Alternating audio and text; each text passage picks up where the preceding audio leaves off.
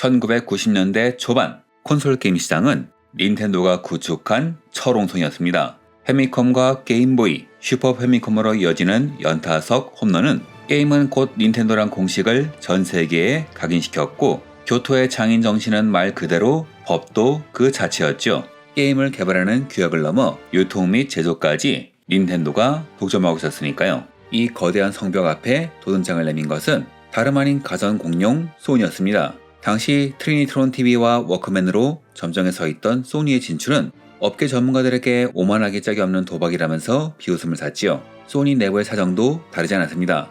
보수적인 소니 경영진에게 게임은 애들이나 갖고 노는 장난감이었고 나아가 브랜드의 격을 떨어뜨릴 수 있는 위험 요소이기도 했죠. 하지만 두 사람의 생각은 달랐습니다. 하나는 엔지니어 출신의 비저너리 구타라기 켄. 그는 집에서 자신의 딸이 닌텐도 패미컴에 열중하는 모습을 보고 게임이야말로 미래 홈 엔터테인먼트의 핵심이 될 것을 직감했지요. 또한 그는 소니는 홈 엔터테인먼트에서 승부해야 할 회사라고 봤고 그러기 위해선 이 시장을 반드시 잡아야 했기에 그는 닌텐도의 사운드칩을 공급하고 슈퍼 패미컴용 CD롬 개발을 통해서 이 시장에 올라탈 기회를 받습니다. 또 하나는 야마우치 히로시, 화투를 만들던 작은 공장 닌텐도를 콘솔 게임계의 제왕으로 키운 이 거물은 대기업의 게임 진출을 극도로 경계했습니다. 왜냐하면 닌텐도가 독점한 유통 및 제조는 엄밀하게 말하면 대기업이 더 잘할 수 있는 것이었고 야마우치는 이를 정확히 알고 있었기 때문이죠. 사실 소니는 처음엔 게임 산업에 들어갈 생각이 없었습니다. 원래는 슈퍼 패미컴용 CD롬을 공동 개발하고 여기에 게임을 공급하여 홈 엔터테인먼트 시장에 진출하려 했지만 미국 현지의 빠른 CD롬 보급 속도를 알고 있던 닌텐도 아메리카의 사장이자 야마우치 히로시의 사위인 아라카와 미노루는 이 계약의 위험성을 알고 제동을 걸었습니다. 그래서 야마우치 사장은 계약의 허점을 이용해 CES 현장에서 소니와의 협업 발표 직후 필립스와의 CD롬 관련 제휴를 통해서 판을 뒤집습니다. 쉽게 말해 소니를 물먹인 거죠. 이후 닌텐도는 자사 콘솔에서는 CD롬을 본체 매체로 채택하지 않겠다는 방침을 굳혔고 실제로 닌텐도는 직접 CD롬 게임을 발매한 적도 CD를 자사 콘솔의 매체로 채택한 적도 없지요. 더 큰 문제는 소니에 있었습니다. 소니는 전통적인 대기업답게 부서 간의 벽이 두터운 사일로 문화가 강했고 소니의 CDI 사업부가 닌텐도와 필립스의 계약을 사전에 캐치했음에도 이를 일부러 전달하지 않았다는 이야기가 나왔죠. 결국 발표 당일에 이를 안 소니는 타격을 받고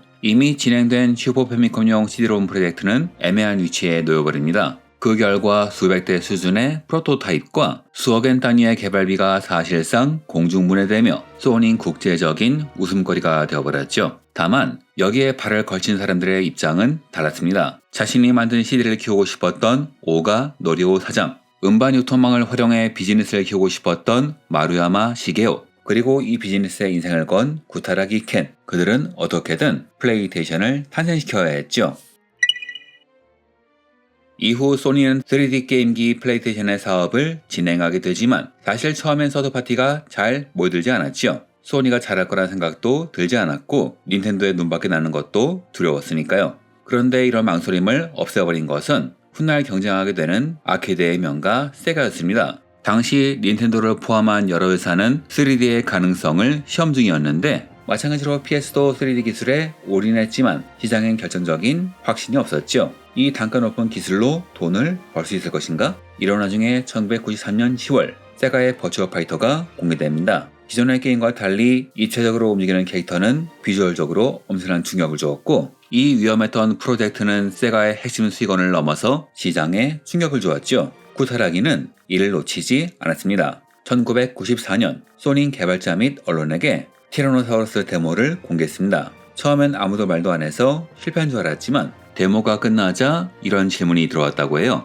이거 실제 기기가 아니고 워크스테이션으로 돌린 것 아니냐고. 즉 그 침묵은 실망에서 나온 게 아니라 너무 놀랐기 때문에 생긴 것이었습니다. 왜 일반인도 아니고 업계 관계자들의 충격이 강했는가? 이것은 그동안 게임 산업에서 볼 수 없던 기술적 혁신이었기 때문이죠. 아니, 그동안은 하드웨어가 비싸서 아무도 도전하지 못했던 금전적 혁신이기도 했습니다.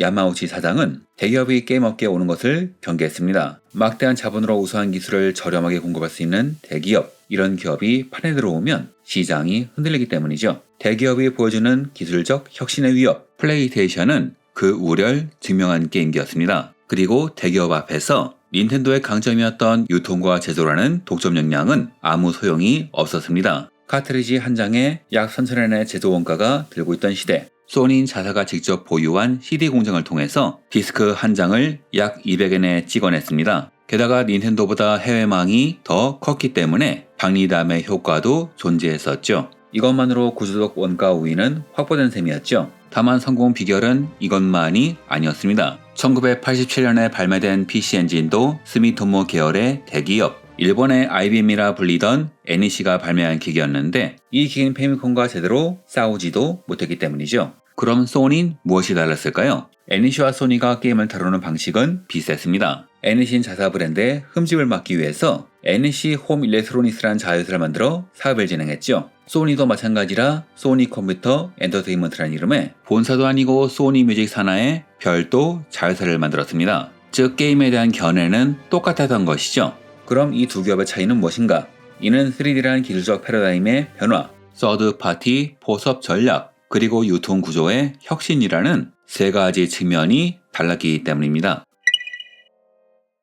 우린 보통 언론 플레이 때문에 쿠사라기 캔이 플레이스테이션을 키운 걸로 착각하지만 당시 그가 일은 어디까지나 개발에 관련된 부분일 뿐 사업을 실질적으로 키워낸 것은 마루야마 시교가 중심이 된 경영 및 유통 라인이었습니다. 소니의 마스터 스트로크라 불리는 정책을 주도한 인물이 바로 마루야마였죠. 닌텐도는 시장의 질서를 만든 기업입니다. 구글 및 애플 스토어 등에 입점을 하다 보면 각종 규약들을 보게 되는데 이런 개발 및 판매에 관한 규약은 사실상 닌텐도가 만든 것, 즉 소니, 마이크로소프트, 구글 및 애플이 닌텐도의 규약을 고쳐 쓰는 상황이죠. 그만큼 닌텐도의 영향력은 엄청났습니다. 그리고 절대 권력을 휘두르고 있었죠. 당시 닌텐도는 소프트웨어 생산량을 엄격히 제한하고 카트리지당 수천엔 단위의 로열티를 챙기고 있었죠. 하지만 이로 인해 게임의 가격이 폭등하게 되었고 게임이라는 것은 발매된 지 1, 2주 사이에 가장 많이 팔리는데 초기 생산량을 까다롭게 제한하는 바람에 남코 같은 기업은 게임이 모자라서 못 파는 경우가 많았다고 합니다. 또한 게임의 단가가 너무 비싸기 때문에 소소한 아이디어를 활용한 게임을 만들기가 어려웠죠. 팩 가격이 점점 비싸지다 보니 소비자들이 점점 대장만 구입하게 됐으니까요. 마루야마는 바로 이 지점을 공략했습니다. 소니 로열티를 닌텐도보다 크게 낮춘 약 1,800엔 수준으로 조정했으며 그나마 플레이스테이션의 판매에 도움이 되는 빅타이틀은 로열티를 크게 깎아주었죠. 심사 승인 기간도 닌텐도의 수개월에서 최대 2주로 대폭 단축했습니다. 개발자 입장에선 이것만으로 사업 기획이 확 달라지는 계획이었죠. 또한 소니는 대규모의 CD 공장을 갖고 있었기에 CD롬 제작비가 약 200엔 수준으로 저렴했고 초도 물량이 소진되어도 비교적 빠른 재생산과 공급이 가능했습니다. 거기에 소니는 판매가 부진한 타이틀에 대해서는 남는 재고를 받아주고 일부 금액을 돌려주는 식으로 서드파티의 리스크를 줄여줬죠. 야마우치 사장의 말대로 거대 대기업은 시장의 패러다임을 바꾸는 태풍이었던 겁니다. 이에 앞다투어 중소기업이 몰려가기 시작했고 이렇게 판이 커지자 스퀘어와 에닉스가 이적하게 되면서 후발주자 소니는 단숨에 시장의 주도권을 손에 넣었죠. 하지만 플레이스테이션의 성장에 결정적으로 기여한 것은 아케이드의 강자 남코였습니다. 당시 콘솔 게임계의 가장 큰 강적은 고성능 하드웨어를 사용하는 아케이드였으며 콘솔 게임계의 경쟁력은 훌륭한 아케이드 게임을 비슷하게나마 이식하는 것, 이런 시장에서 남코의 힘은 말할 것도 없었죠. 1983년에 발매된 페미컴이 히트하자 남코 등의 회사는 자신들이 직접 페미컴 게임을 낼 것이라고 통보했고 이를 막을 수 없다고 생각한 야마우치 사장은 파격적인 조건으로 라이센스 계약을 하는 안을 제시합니다. 이렇게 서드파티와 계약을 하는 제도가 만들어졌는데 이후 닌텐도의 힘이 강해지자 1980년대 말 닌텐도는 남코의 특별 대우를 박탈했죠. 이에 소송전까지 벌어졌지만 남코가 패소합니다. 모든 것이 닌텐도가 버린 판에 묶여 있었으니까요. 결국 남코는 살 길을 소니에서 찾습니다. 아케이드의 명작인 리치 레이서를 훌륭하게 이식하며 오락실의 감동을 거실로란 메시지를 증명했죠. 플레이스테이션은 단순한 게임기를 넘어 거대한 산업 표준으로 자리 잡았죠. 소니는 마케팅에도 능했습니다. 미디어에 흔들리는 언론과는 달리 아이들은 잘 흔들리지 않는다는 것을 알고 있었죠. 그리고 그런 아이들은 닌텐도를 지지한다는 것도요. 그래서 소니는 닌텐도를 졸업한 성인을 노리고 게임을 어린이의 장난감에서 힙한 성인들의 문화로 재정의했습니다. 물론 시장을 장악한 뒤에는 온 가족의 플레이스테이션이라고 해서 없던 규제를 만들긴 했지만요. 소니 게임을 성인들의 문화로 만들기 위해서 유명 연예인들에게 게임기를 뿌리고 방송과 광고 그리고 뮤직비디오를 통해서 시장에서 트렌디한 이미지를 구축했죠. 이건 소니 뮤직이 잘하는 부분이었으니까요. 그리고 결정타는 가격이었습니다. 3D 열풍을 몰고 왔던 것은 세가였죠. 버추얼 파이터가 이식되는 세턴의 가격이 $399로 발표되자 소니 아메리카의 CEO인 스티브 레이스는 단상에 올라 마이크 앞에 서서 단 한마디만 하고 내려왔습니다. 299.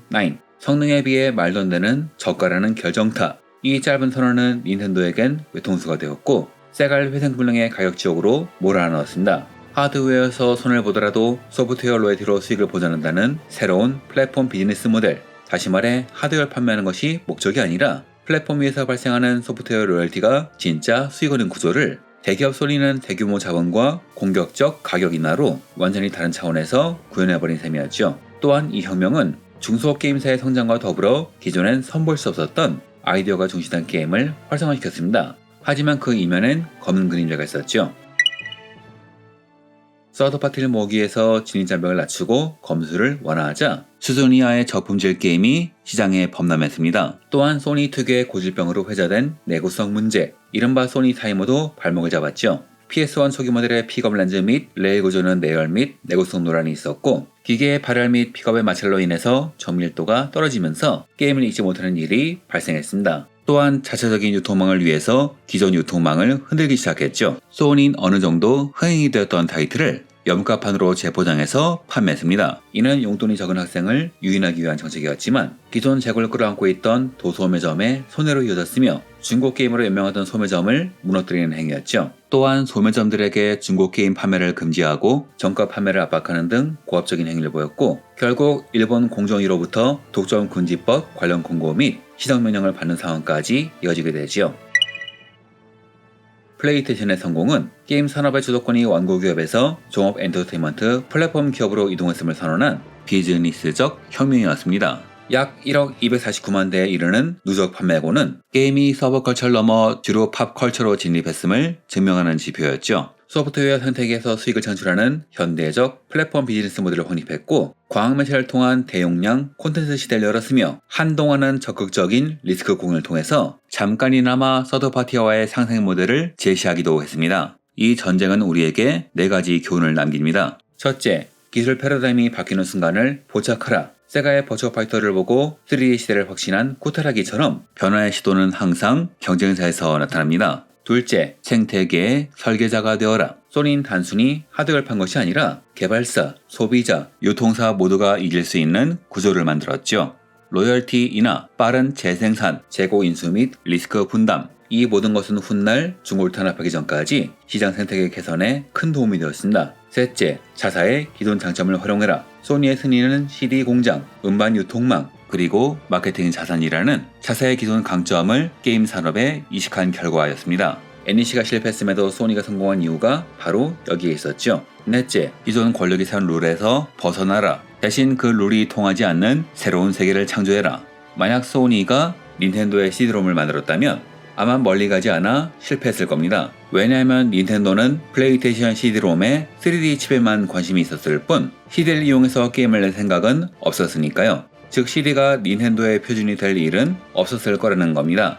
지식에서 얻은 이세트를 말하는 지식공장, 이번 영상은 여기까지입니다. 감사합니다.